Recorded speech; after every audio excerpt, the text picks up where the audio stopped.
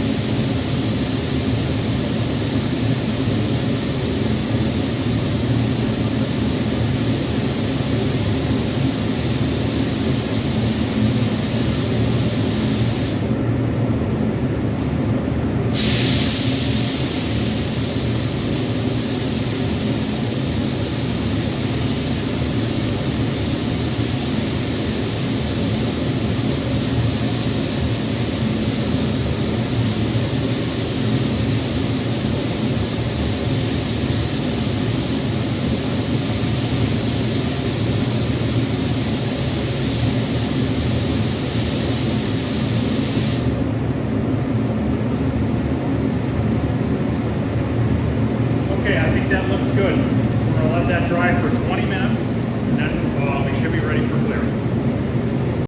Okay, it's been about 20 minutes. I am going to get this clear mixed up. I'm using a medium solid clear from Summit Racing. Medium solid, they have low solid, and then they have high solid clear. High solid clear is really hard clear, hard to buff. Medium solid is right in the middle. I like that one out of the three. I'm using a slow reducer and a slow hardener. I just mixed up a little less than a half a cup. I don't know if this is going to be enough for 2 coats. We might have to mix up a little bit more. I just didn't want to mix up a ton and throw it away. So I'm going to stir this really good, go out there, I'm going to get it tack clothed off, and we are going to get the first coat of clear on.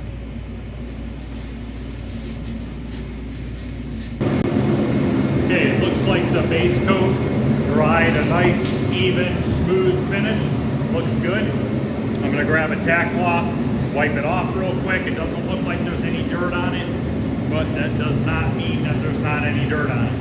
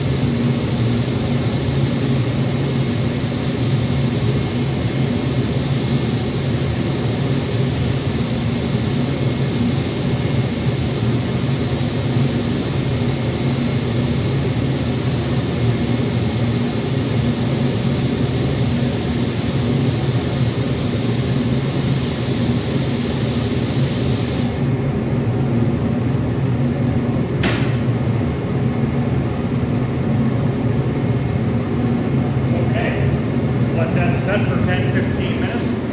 A little bit of orange peel, not too bad. We'll get it a little heavier on the second coat. I used all the clear that I mixed up, so now I know that I need to mix up the same amount. I'm actually going to mix up a hair more just because I was running out at the very end on that one side. Now we're going to let this set for, like I said, 10-15 minutes. We're using this coat, first coat, as like an adhesive. It'll start drying, it'll be a little bit tacky, and then the second coat will stick to it.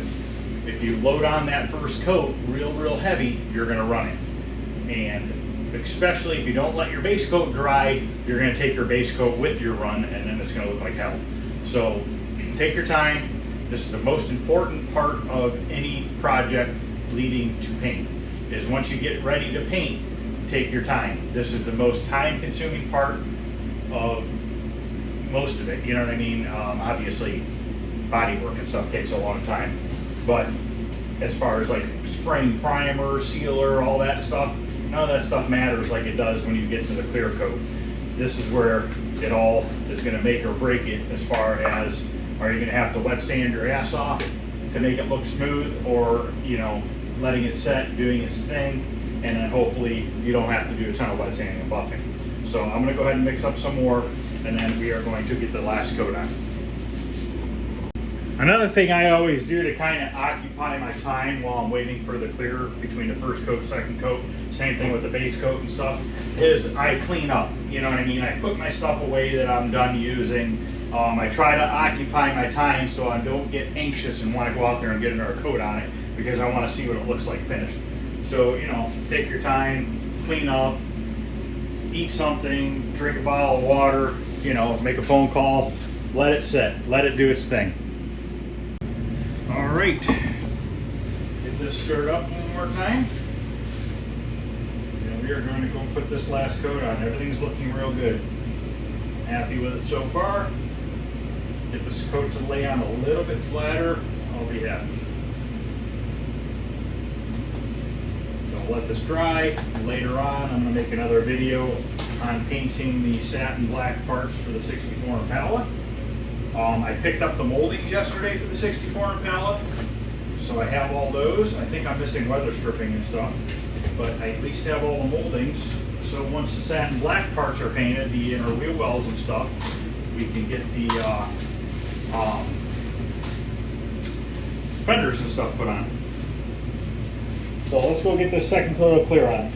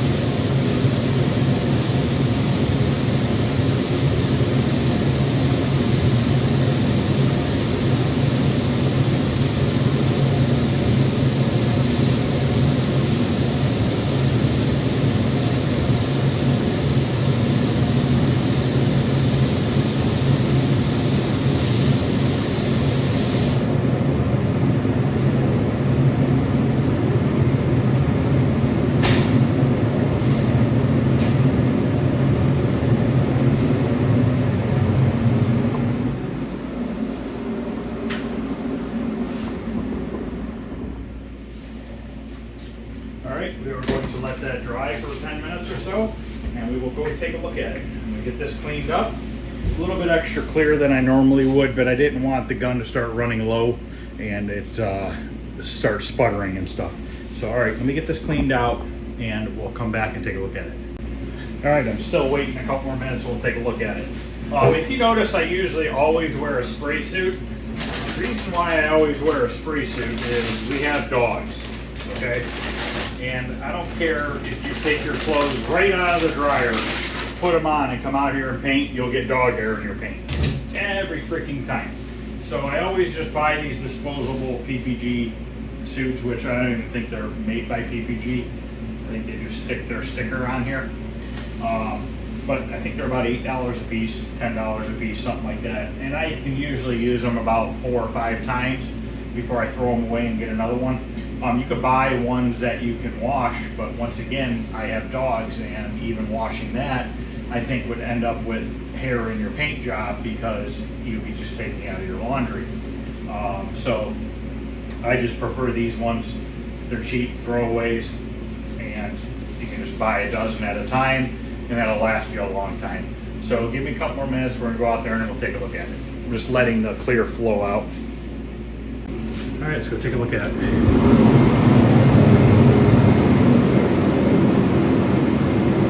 Laid out real nice.